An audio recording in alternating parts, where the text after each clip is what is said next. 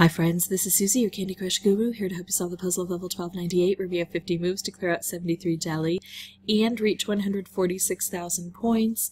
And we've got to target this popcorn because that's one of the most difficult areas to reach, and then everything along the border, especially I think in these corners, is pretty tough. This is my second playthrough, and that's what I found on this board, that it was hard to get into those corners. Also, we've got ticking time bombs set to destroy us. They're not too bad in the beginning, but when we get a whole bunch of them at the end that are all really low, that's kind of what did me in last time. So that's what I'm going to be a little bit more careful about this time. Now, if I can detonate this close to the popcorn, I will. And I can, even though it's not going to get a double hit. It's hard to get a double hit on this. I have to have it positioned just so. So even though it's not going to get a double hit, it'll hit once. It'll strike here and then strike again. I hit that popcorn once. Remember, that popcorn is going to give me a color bomb when it's opened. Now here I can make a special, but I really like getting into this corner area here. Remember how I said those are pretty tough to get to? And sometimes I like to hold off on the specials and see if I can combine them with other specials, because that really has such a better impact on the board. Okay, again, a corner here. Trying to make sure that's single thick and then get rid of it entirely when I have the opportunity. Yeah, I'm bringing in more color bomb or ticking time bombs, but that happens sometimes. So we got that cleared out. Now if I could make a horizontally striped candy across here, that would really be helpful. Notice with this huge conveyor belt system, nothing ever stays the same. So it's really tough to set things up. You can set up concentrations of colors, but to try to set up individual moves to make things like color bombs is pretty tough. The good news is sometimes they're just spontaneously created on the board as you make cascades. So sometimes it's really nice to make moves kind of low to the ground to encourage that kind of activity. Okay, so when it gets about 7 or 6, that's when I start to take notice and get a little bit concerned. But I see I can still remove it, so I'm not too worried. I'm going to bypass the opportunity to take a special when I see that I can still remove that pretty easily. Let's see. I could do this, but it still leaves that corner. I'm going to get some double thick over here and see if I can get these specials to line up.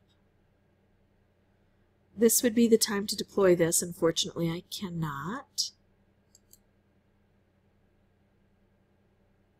But I've got another opportunity with this green showing up.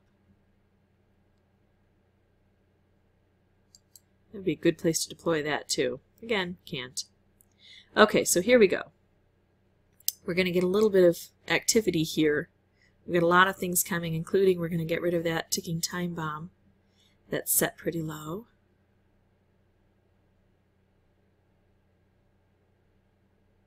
This looks like it's pretty tough. Ooh, that would open up, although everything's going to shift.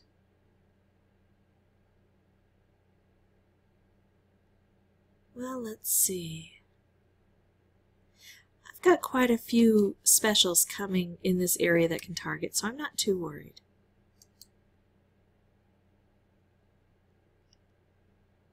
I just can't access any of them.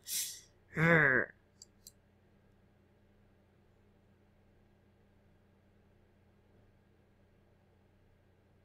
Ooh, let's see.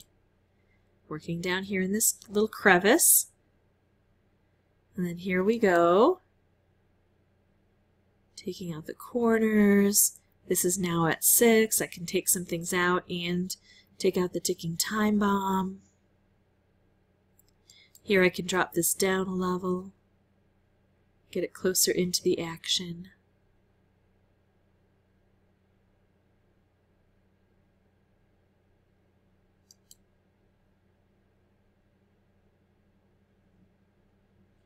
On this board, you'll notice I'm probably missing a whole bunch of stuff. I'm going to try to get a blue here. Not quite. I'm probably missing a whole bunch of stuff. There are so many opportunities on this board and so much to consider with all of the changes, the shifts of the conveyor belt.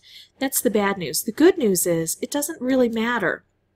I just, in the end, have to get everything cleared out. And I'm pretty confident I'll be able to do that. Well, and here is one of the reasons. Because as things shift, new opportunities present themselves. So with 16 moves, I have one jelly to get rid of, and it's not in a bad spot. So you can see, not a terrible board. This was my second playthrough for level 1298.